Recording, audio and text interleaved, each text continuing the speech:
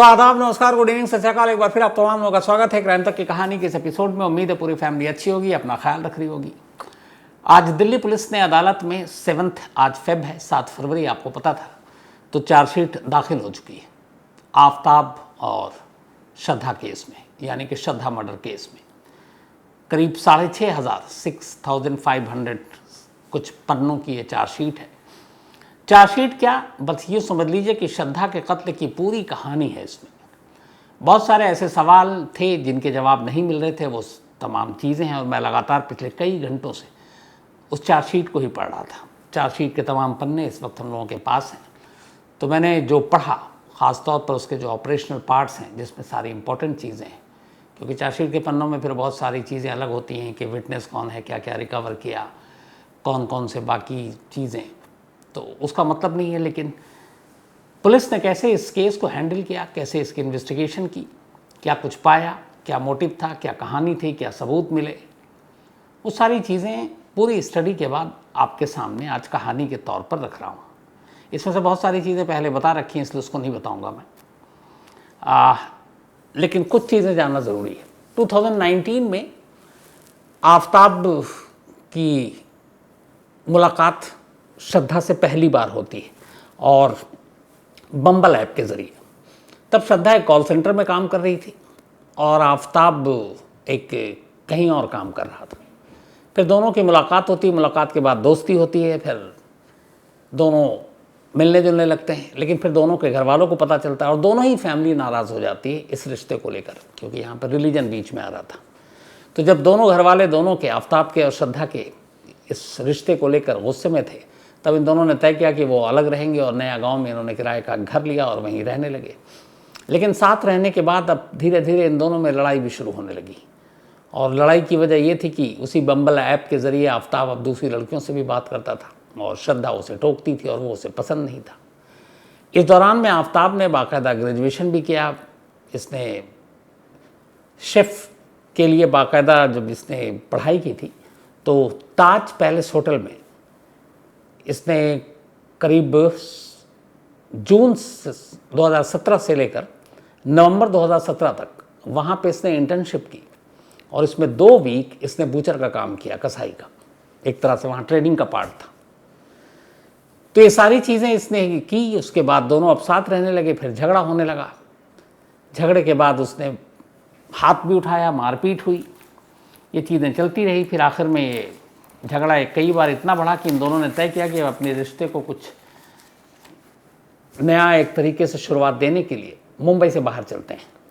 और इसी के बाद ये दोनों मुंबई से पंजाब, उत्तराखंड, हिमाचल इसका दौरा करने के लिए, मतलब यहाँ घूमने के लिए एक प्लान करते हैं। और उसी प्लान के तहत 29 मार्च 2022 को आफ्ताब और श्रद्धा दोनों मुंबई से रवाना होते हैं और सबसे पहले ये पहुंचते हैं हरिद्वार। हरिद्वार के बाद ये जाते हैं ऋषिकेश, ऋषिकेश के बाद जाते हैं देहरादून, फिर मनाली, और फिर वहाँ से ये निकलते हैं और चंडीगढ़, और फिर चंडीगढ़ से होते हुए ये पारावती वैली पहुँचते हैं हिमाचल में। पारावती वैली में इनकी मुलाकात बद्री से होती है, बद्री से बातचीत होती है। बद्री छतरपुर पहाड़ी इलाके में महरौली का रहने वाला, दोनों में दोस्ती हो जाती है, बल्कि तीनों में। और फिर बद्री लौट आता और लौटते वक्त कहता है कि तुम लोग दिल्ली आओ तो मेरे पास ज़रूर आना। और आखिर करीब 1.25 महीने तक पंजाब, उत्तराखंड, हिमाचल घूमने के बाद 1.25 महीने तक 5 मई 2022 को आफ्ताब और श्रद्धा दिल्ली पहुँचते हैं। दिल्ली आने के बाद बद्री को कॉल करते हैं। इसके बाद ये बद्री के पास जाते हैं। छतरपुर पहाड़ी में बद्री का अपना घर था और ये दोनों बद्री के घर में ही ठहरते हैं करीब अगले 8-10 दिन तक। लेकिन वहाँ जाने के बाद भी दोनों में अक्सर झगड़ा हो रहा था। इधर इस ट्रिप के चक्कर में पैसे ख़त्म हो गए थे। अब ये लोगों की पूरी जो ज़िंदगी थी क्रेडिट कार्ड पे चल रही थी। कई बैंकों के क्रेडिट कार्ड थे, आफ्ताब के पास भी, श्रद्धा के पास भी। तो इन दोनों का झगड़ा होता। इनके झगड़े से बद्री भी परेशान हो गया। 8-10 दिन के बाद उसने आफ्ताब और श्रद्धा से कहा कि अब तुम दोनों हमारा घर छोड़ दो और अपना कहीं और ढूंढ लो अपना ठिकाना। तब फिर ये एक प्रॉपर्टी डीलर को पकड़ते हैं और वहीं छतरपुर पहाड़ी इलाके में एक फर्स्ट फ्लोर पे एक घर किराए का मिल जाता है और दोनों वहाँ शिफ्ट हो जाते हैं। ये बात है 13-14 मई की। दोनों के पास सिर्फ 2 बैग थे जो ये मुंबई से लेकर चले थे।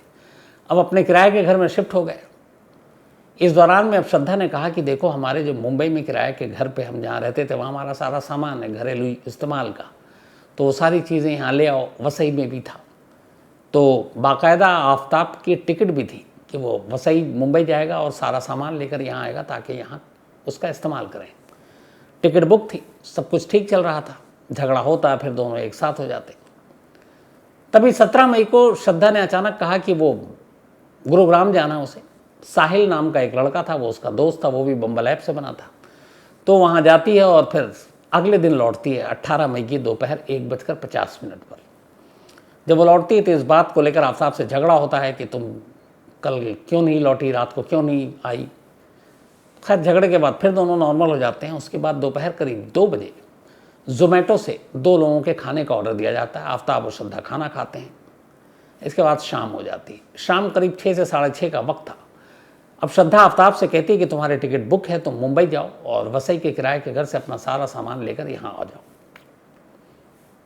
इस पे फिर वो आनाकानी करता है, कहता मेरी तबीयत ठीक नहीं है। इस पे वो फिर लड़ती है और दोनों में झगड़ा इस बात पे होता है, पैसे नहीं है घर के इस्तेमाल के लिए, सामान नहीं है, कपड़े नहीं है, पूरे 2 बैग है, तो कैसे ज़िंदगी चलेगी।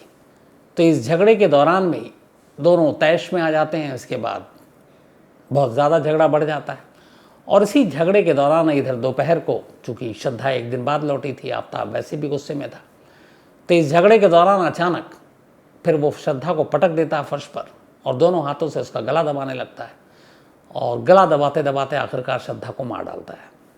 अब श्रद्धा की मौत हो गई। इसके बाद वो तसल्ली से घर में ही बैठा रहता है। श्रद्धा की मौत के बाद अब वो उसी 18 मई की रात को फिर ज़ोमैटो को ऑर्डर करता है, लेकिन इस बार एक आदमी का खाना आता है और इस बार उसने जो मंगाया था वो चिकन रोल मंगाया रात को, एक आदमी का। तो इसका मतलब है कि रात को एक आदमी का, जबकि श्रद्धा घर पे थी, दोपहर को 2 आदमी का, यानी कि दोपहर को श्रद्धा जिंदा थी और रात को जब उसने खाने का ऑर्डर दिया तो श्रद्धा इस दुनिया में नहीं थी, इसलिए उसने खुद के लिए खाना मंगाया। अब कत्ल करने के बाद फिर उसने लाश को ले जाकर बाथरूम में रख दिया। बाथरूम में रखने के बाद अब सोचने लगा कि करना क्या है। तो पहला जो उसका ख्याल आया था, प्लान था, वो ये था कि श्रद्धा की लाश के टुकड़े करेगा, एक बड़ा सा बैग खरीदेगा, उस बैग के अंदर सारे टुकड़ों को रखेगा और ले जाकर किसी वीरान इलाके में या जंगल में वो फेंक देगा। तो ये उसका आइडिया था। उसने कहा कि ठीक है, ऐसा ही करेंगे। अब इसके बाद उसने रात को, पहले दिन यानी कि 18 मई की रात को, उसके पास पहले तो वो गया और उसने कुछ आरी खरीदे एक और 3 ब्लेड खरीद कर लाया और 19 मई की रात पहली बार उसने बाथरूम के अंदर और कुछ पॉलीथिन लेकर आया था, वो सफ़ेद वाइट, जिसमें अमूमन हम लोग कूड़ा फेंकते हैं। इसके बाद ये सारी चीज़ें लेकर आया और पहले दिन 18 मई की रात को उसने श्रद्धा की दोनों हाथों की कलाइयों को काटा। कलाइयों को काट कर उसको एक पॉलीथिन में रखा और पॉलीथिन को भी बाथरूम में ही रखा और फिर उसके बाद लगा कि इससे अब लाश के टुकड़े और होंगे नहीं। उसके बाद वो उस रात सो गया, बेफिक्र, जैसे कुछ हुआ नहीं है। अब 19 मई की तारीख आ गई। अगले दिन को वो फिर छतरपुर सुबह उठता है और निकलता है, बाहर जाता है और वहाँ पर एक पॉलीथिन के बैग खरीदता है, एक चाकू खरीदता है, एक चॉपर खरीदता है और फिर चाकू को बैग में रखकर, पिट्ठू बैग जो होता वो वापस आ रहा था, तभी वो बैग का में चाकू जो नुकीला वो शायद बाहर निकल गया और उसके राइट हैंड पे वो चाकू चुभ गया, तो उससे उसको चोट आ गई। तो फिर वो गया डॉक्टर के पास और वहाँ उसको 5 टाँके लगे। ये सब कुछ करा कर फिर वो वापस घर आता है और घर आने के बाद अब वो सोचता है कि आगे क्या करना है। तो घर आने के बाद जब उससे लगा कि अभी टुकड़े करने हैं, उसके बाद इसे रखने हैं, लेकिन गर्मी बहुत है, मई का महीना है, फिर वो दोपहर के बाद तय करता है कि वो फ्रिज खरीदेगा।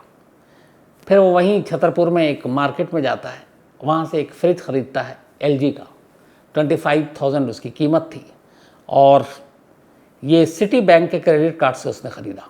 शाम को ही करीब उसके ख़रीदने के 2 घंटे के बाद एक लड़का आता और फ्रिज घर पे पहुंचा देता है। अब उसके घर पे फ्रिज आ चुका था, फ्रिज आने के बाद वो फ्रिज को चालू करता है और फिर शाम का वक्त था, एक बार फिर से वॉशरूम मतलब बाथरूम में जाता है और इस बार अभी तक उसने सिर्फ श्रद्धा की लाश के दोनों कलाइयों को काटा था, अब उसके दोनों पैरों के वो टखने तक, घुटनों तक वो काटता है, काट कर अलग कर देता, फिर उन्हें उसी पॉलीथीन में रखता है, डालता है। लेकिन अब तक ये था कि इस लाश के टुकड़े करने के चक्कर में ब्लड और खून की ये सारी चीज़ें वहाँ पे बाथरूम के अंदर, तो उसे लगा कहीं नाली आली जाम ना हो जाए, तो क्या करे। फिर इसके बाद वो रुकता है, जब दोनों कलाइयाँ काट चुका, दोनों पैर घुटनों तक काट चुका, अब उसे लगता है कि साफ़ सफाई करनी है, ब्लड बाहर निकले, ये सारी चीज़ें। इसके बाद अब वो ब्लिंकिट एक शॉपिंग ऐप है जिससे सारे घरेलू सामान आते हैं, आप सबको पता होगा, तो ब्लिंकिट शॉपिंग ऐप पर जाता है, उससे हार्पिक टॉयलेट क्लीनर का ऑर्डर देता है, 500 ml के 2 लीटर, ब्लीच के 500 ml के बॉटल, एक चॉपिंग बोर्ड जिस पे अमूमन सब्जी वब्जी काटते हैं, ग्लास क्लीनर की 2 बोतल, गोदरेज की हैंड वॉश, ये सारे आइटम मंगाता है ये ब्लिंकिट शॉपिंग ऐप से। इत्तेफाक से ये सारी चीज़ें उसी शाम रात होने से पहले पहुंच जाती हैं और इन सब के बिल भी वो सिटी बैंक के क्रेडिट कार्ड से देता है। अब 19 मई की रात करीब 10:30 बजे सारा सामान उसके घर पर मौजूद था, ये सारे सामान जो उसने ऐप से ऑर्डर दिया था वो आ गया। अब इसके बाद उसने पूरी सामान आने के बाद बाथरूम के फर्श को, नाली को, इन सबको साफ किया। तो 18 को कत्ल हुआ, 19 भी बीत गया, अब 20 मई की तारीख आती है, यानी कत्ल का तीसरा दिन। कत्ल के तीसरे दिन आफ्ताब फिर पहले तो घर से बाहर निकलता है, वो मेहरौली के मार्केट जाता है और एक लाल रंग का बड़ा सा बैग खरीदता है 2000 रुपये में, और इसके लिए उसने गूगल पे से पे किया 2000 रुपीज़। उसका ये था कि अब चूँकि हाथ और पैर काट चुका है, बाकी लाश के कुछ टुकड़े करेगा और उसको इस एक बैग में डालेगा और बैग में डालकर जंगल में या फिर कहीं दूर किसी नाले में इस बैग को डंप करके लौट आएगा। वापस आया, लेकिन फिर उसे एहसास हुआ कि इस बैग में अगर सारी लाश के टुकड़े डालेंगे तो बैग का एक तो वज़न और इतना बड़ा बैग, और दिन में ले जाऊं तो कहीं चेकिंग, कोई लोग डाउट करें क्या है, रात को पुलिस रोक ले कि बैग में क्या है। तो उसे लगा बैग में लाश के टुकड़े रख कर ले जाना ख़तरे से खाली नहीं है, तो उसने बैग का आइडिया ड्रॉप कर दिया। हालांकि ख़रीद कर ले आया था, वो उसने घर में ही छोड़ दिया लाल रंग का बैग, वो पुलिस ने बरामद भी किया है। अब उसने कहा कि नहीं, ये जो पॉलीथीन लाया हूँ इसी के छोटे छोटे इसमें टुकड़े करके ही हमें इसको फेंकना है। तो अब उसने जब ये तय कर लिया कि बैग में नहीं फेंकना है, इसके बाद उसने तीसरे दिन श्रद्धा के सिर और लाश के बाकी टुकड़े किए, मतलब सर को उसने अलग किया, धड़ को अलग किया, और फिर क्या क्या चीज़ें होती हैं। उसने पेट की अंतड़ियाँ निकाली, उसको एक पॉलीथीन में रखा और घर के करीब ही जहाँ पे ये रहता है वहाँ पे एक डस्टबिन है बड़ा सा कोने में, वहाँ ले जाकर उस अंतड़ियों को उसी वैसे ही फेंक दिया, क्योंकि उसे मालूम था कि इससे इंसान की है, किसकी है कोई पहचान नहीं पाएगा। इसके बाद उसने श्रद्धा की उंगलियों को काटा और उंगलियों को काटने के बाद ब्लो टॉर्च से, जिससे आग निकलती है, उसको पहले उसको जलाया, उसका शेप बिगाड़ा ताकि पता न चले इंसानी उंगलियाँ हैं क्या है, और फिर उसको घर के ही करीब सड़क किनारे नाली है वहाँ जाकर फेंक दिया, क्योंकि उसे मालूम था कि ये कोई पहचान नहीं पाएगा। जांग और कमर के निचले हिस्से को भी उसने काटा और फिर उसके घर के ही करीब एक शमशान घाट है मेहरौली, वहीं पहाड़ी के इलाके में, और वहाँ एक नाले वाला जंगल है छोटा सा, तो कमर के निचले हिस्से और एक जांग उसने जाकर उस जंगल में फेंक दिया। एक हाथ का अंगूठा वो अलग अलग करके फेंक रहा था ताकि एक साथ कहीं से कोई इंसानी बॉडी मिलने की के वजह से वो पकड़ा ना जाए। एक हाथ का अंगूठा वहीं उसके धान मिल की एक दीवार है उसके पास ले जाकर फेंका। हाथ और लाश के कुछ और टुकड़े उत्तर पूर्व एनक्लेव के पीछे एक जंगल है छोटा सा, वहाँ ले जाकर फेंका। जबकि जो दूसरी जांग थी उसको गुड़गांव में जाने वाला जो MG रोड है, महात्मा गांधी रोड, उसके पास एक 100 फुटा रोड है, तो 100 फुटा रोड लाइट के किनारे झाड़ियाँ हैं, वहाँ ले जाकर उसने फेंक दी। तो हर टुकड़े वो एक जगह से दूसरी जगह अलग अलग, ताकि एक साथ छोटी छोटी चीज़ें भी अगर पकड़ में आ जाए तो ये पता ना चले कि ये लाश किसकी और कहाँ से आ रही है।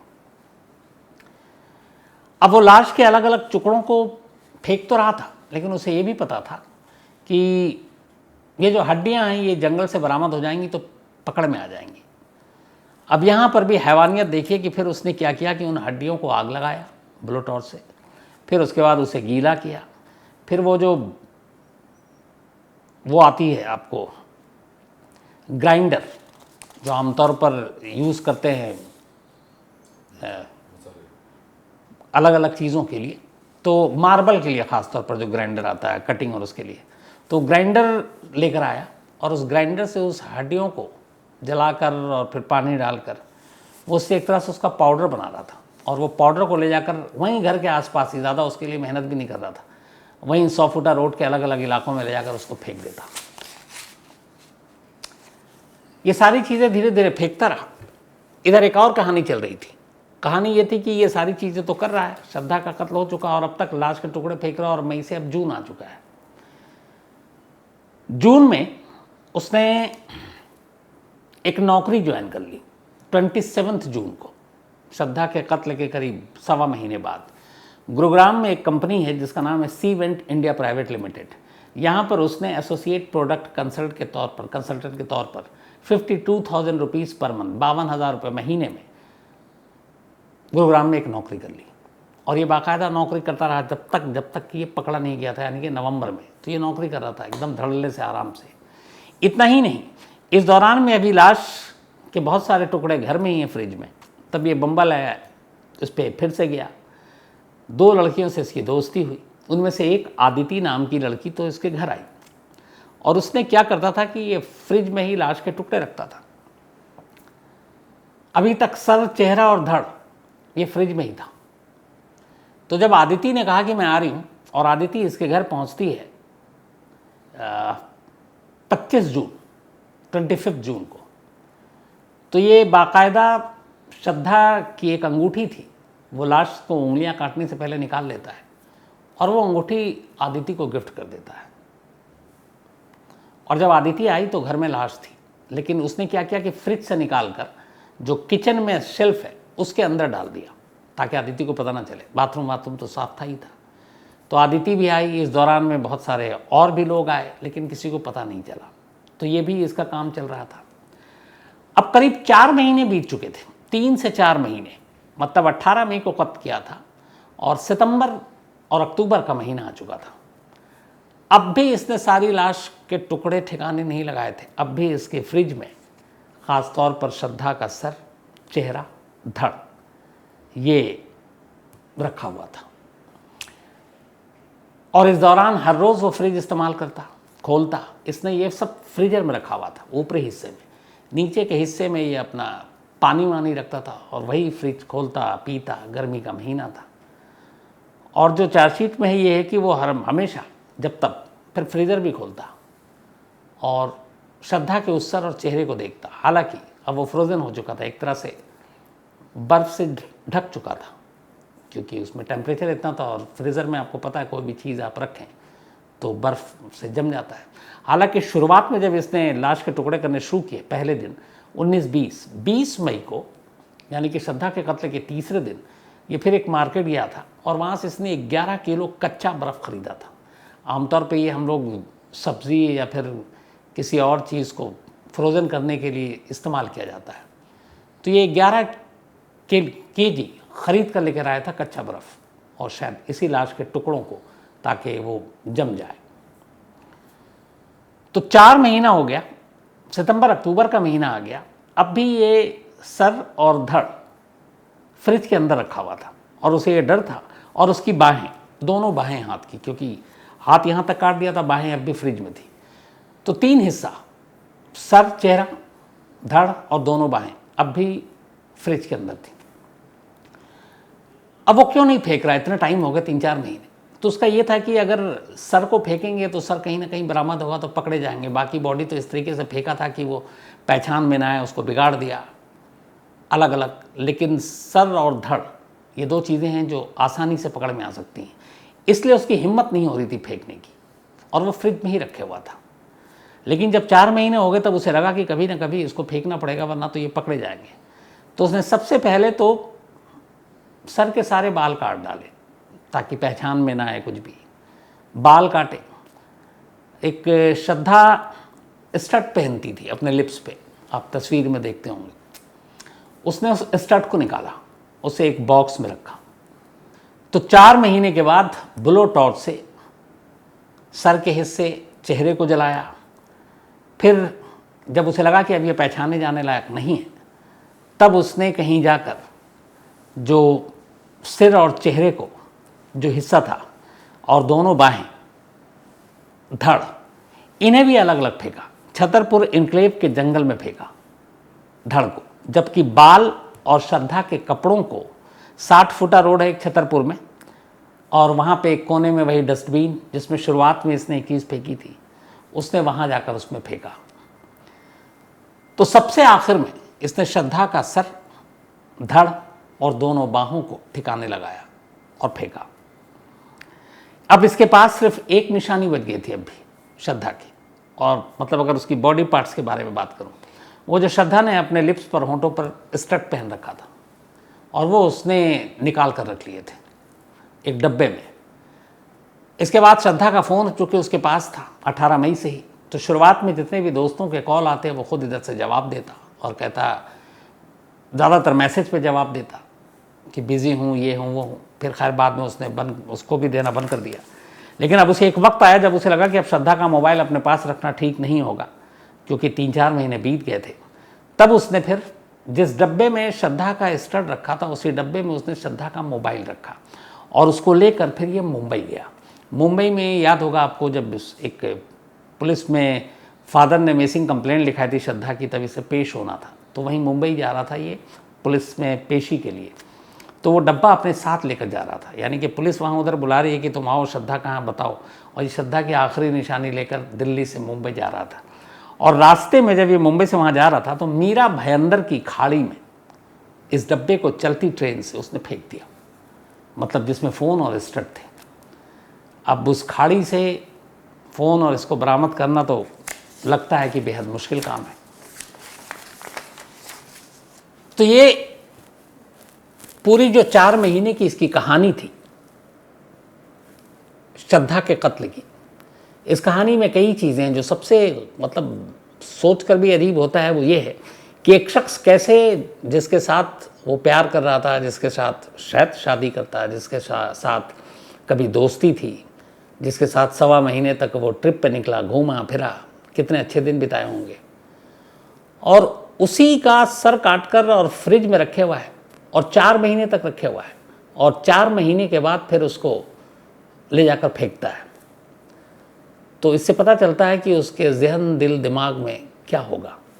अब ये दिल्ली पुलिस की जिम्मेदारी है, दिल्ली पुलिस का फ़र्ज़ है कि इस केस को जितनी मजबूती से हो सके, हालांकि पुलिस का कहना है कि इस पूरे मामले में जो उन्होंने चार्जशीट में कहानी सुनाई है, उसी हिसाब से उनके पास एक एक चीज़ का एविडेंस है। जैसे वो 17 तारीख को गुरुग्राम गई, सीसीटीवी फुटेज है। 18 को जब वो लौटी, जिस ऑटो से वो लौटी मेट्रो स्टेशन से उतरकर, वो ऑटो वाला है, वो वहाँ के सीसीटीवी फुटेज हैं। जब उसको 5 टाके लगे उसके विजुअल हैं। जो मोबाइल का लोकेशन है वो उसके पास है, जहाँ से आरी ख़रीदी वो पुलिस के पास है, जहाँ से बैग ख़रीदा वो पुलिस के पास है, जहाँ से उसने चॉपर ख़रीदा वो सारी चीज़ें हैं। ब्लिंकिट ऐप से जो उसने सारा घर को क्लीन करने की चीज़ें मंगाई, हार्पिक से लेकर सारी चीज़ें, वो सारे एविडेंस हैं। तो कुल मिलाकर फिर जहाँ जहाँ निशानदेही से उसकी लाश के टुकड़े मिले, कुल 13 ही मिले पुलिस को, ये है कि, और उनमें से डीएनए के सैंपल मैच कर चुके थे। तो पुलिस का कहना है कि ऐसी एक भी चीज़ नहीं है जो कहीं अछूती रह जाए, और ये केस एक मजबूत केस साबित होगा, दिल्ली पुलिस का दावा है। और जितनी कड़ी सज़ा हो सकती है वो दिल्ली पुलिस का कहना है कि वो आफ्ताब को दिलाएगी। तो ये थी श्रद्धा के कत्ल की शायद आखिरी कहानी, क्योंकि चार्जशीट में इस कहानी का पूरा लबोलबाब यही था जो कुछ हुआ और जो मैंने आपको आज बताया। तो अब कहानी ख़त्म करूं उससे पहले वही अपना सिलसिला। आज डेविड छत्यार, इनका जन्मदिन है, तो happy birthday David. Girish MK, इनका भी आज बर्थडे है, तो हैप्पी बर्थडे ग्रीश। और तरुण वैष्णव ने भेजा है। साथ ही नवाघन डाभी, इनका भी आज बर्थडे है, तो हैप्पी बर्थडे नवाघन साहब। श्रेया निमजे का भी आज जन्मदिन है, तो हैप्पी बर्थडे श्रेया। और ये समीर डोंगरा की वाइफ है। साथ ही अथारव नालापुरे, इनका भी आज बर्थडे है, तो हैप्पी बर्थडे अथारव। और रितेश कुनाले ने भेजा है। साथ ही सौरभ झरियट, इनका भी जन्मदिन है, तो हैप्पी बर्थडे सौरभ साहब। और कुणाल ने भेजा है। दीप, ये दुबई से हैं, इनका भी आज बर्थडे है, हैप्पी बर्थडे दीप। और प्रवीण हम्बल ने भेजा है, या हामले कहें। साथ ही डॉली, इनका भी आज बर्थडे है, तो हैप्पी बर्थडे डॉली। और ये आशीष जैन ने भेजा, उनके सिस्टर हैं। इसके अलावा प्रतीक्षा, इनका भी आज जन्मदिन है, हैप्पी बर्थडे प्रतीक्षा। और ये रवि उपाध्याय जी की बिटिया हैं। साथ ही आशा यादव और अजय कुमार, इन दोनों की एनिवर्सरी है, तो आप दोनों को बहुत बहुत बधाई। और पुनीत यादव ने भेजा है। साथ ही रुचि श्रीवास्तव और रोहित श्रीवास्तव, इनकी भी एनिवर्सरी है, आप दोनों को बहुत बहुत बधाई। और ऋषिता ने भेजा है, उनके ये मम्मी पापा हैं। इसके अलावा सईदा आसिफा गजाला, ये आंध्र प्रदेश के एक गाँव से हैं, उन्होंने मेल लिखा है, थैंक यू सो मच। इन्होंने लिखा कि एक बहुत पहले मैंने फ्रिज की कहानी सुनाई थी आपको ईरान की, तो उन्होंने कहा आंध्र प्रदेश में उनका भी एक गांव है, उस गांव में भी 6-7-8 साल पहले तक यही परंपरा थी कि लोग रात का खाना फ्रिज में नहीं रखते थे, बल्कि जब खाना बच जाता तो वो खाना जो लोग होते भूखे होते वो मांगने आते थे, जिनके घर में है वो दे देते, और अगर नहीं होता उनके घर में तो वो कहते थे आप आगे देखो, तो वो अगला घर नॉक करते खटखटाते, लेकिन कोई भूखा नहीं जाता था। तो ये रिवायत थी, लेकिन धीरे धीरे ये चीज़ें कम होती जा रही, पर कोशिश यही है। Thank you so much Saeeda ji जो आपने लिखा। तो आज कहानी में इतना ही। अब आपसे मुलाकात होगी कल रात 9 बजे किसी नई कहानी के साथ। तब तक अपना ख्याल रखिएगा। Thank you very much.